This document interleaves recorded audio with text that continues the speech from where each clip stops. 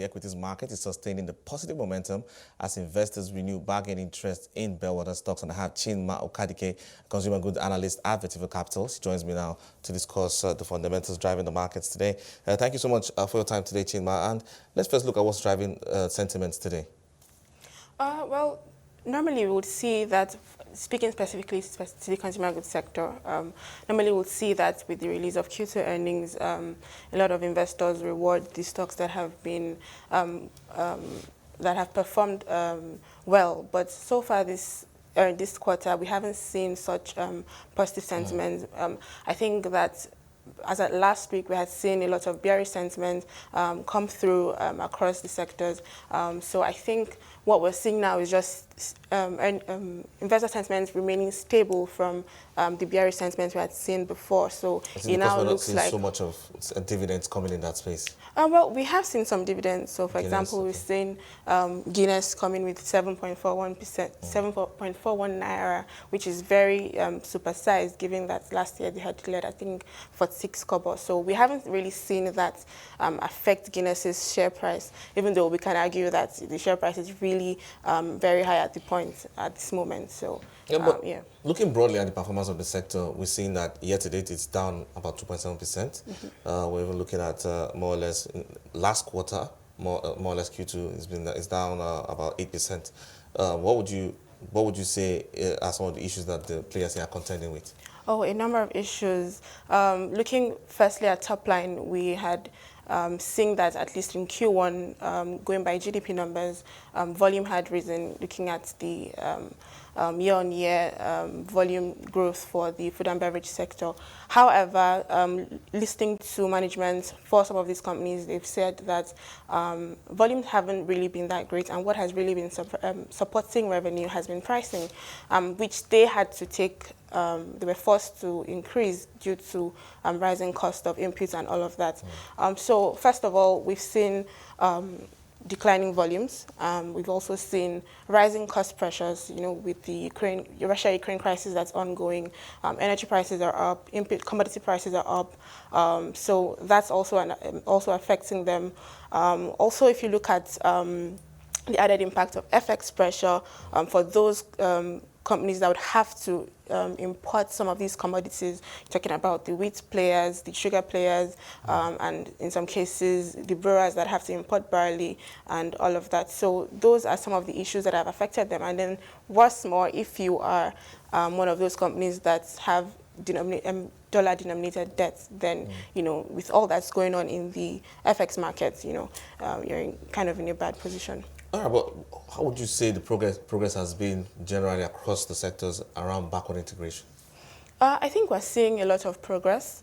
So far, for the sugar producers, I think they have been very active in that space. We've seen players like Dangote Sugar, Boa Foods, and flour mills really invest in cultivating sugar and milling plants because they have to, at the moment, given that we import almost about 90% of sugar that is really refined in Nigeria, and with the impact of the FX problem, it's kind of a no-brainer to have to do a local sourcing strategy at this point. So although I would say it has been stalled for a bit. For example, the National Sugar Master Plan that has been ongoing for about 10 years now and should expire in, I think, next year, hasn't really done much to move the needle. Part of the problem, I think, would be smuggling of sugar, of unlicensed sugar through the borders. 2020 was quite a good year for them, 2019, 2020, when the borders were closed. But with the reopening of the border now, we may start to see them revert to such challenges. But looking broadly at the earnings, across all the different sectors here, playing out here, would you say it has been largely impressive compared to the challenges that we're seeing play out this year? Yes, I think it has been very impressive. For example, looking at the brewers, across the sector, well, mostly for Guinness and Nigerian breweries, we've seen supersized earnings coming from those players. However, we can say that most of it has come from the increased pricing that they've been able to implement this year.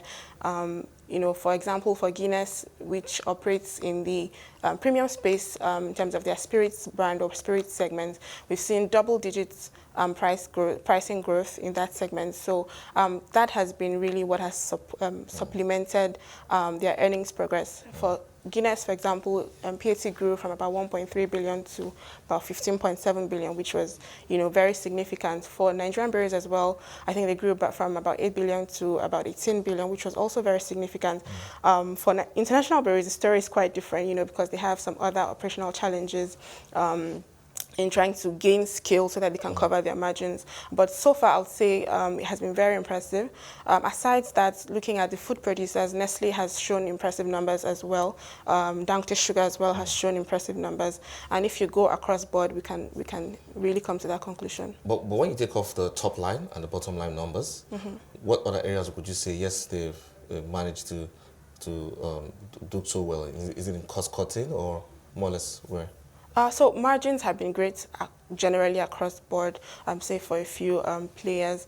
And like I said earlier, it's really down to pricing because costs have not really eased. If you add what is happening with the pricing itself and FX components of those costs. So what has really helped them to really record such impressive margins has been their pricing power to increase pricing so far. Not even higher volumes? Well, volume has played a role, but I think more emphasis has been placed on pricing. All right, Chinma, thank you so much for that analysis. Chinma Ukadike is a consumer goods analyst at Vetiva Capital.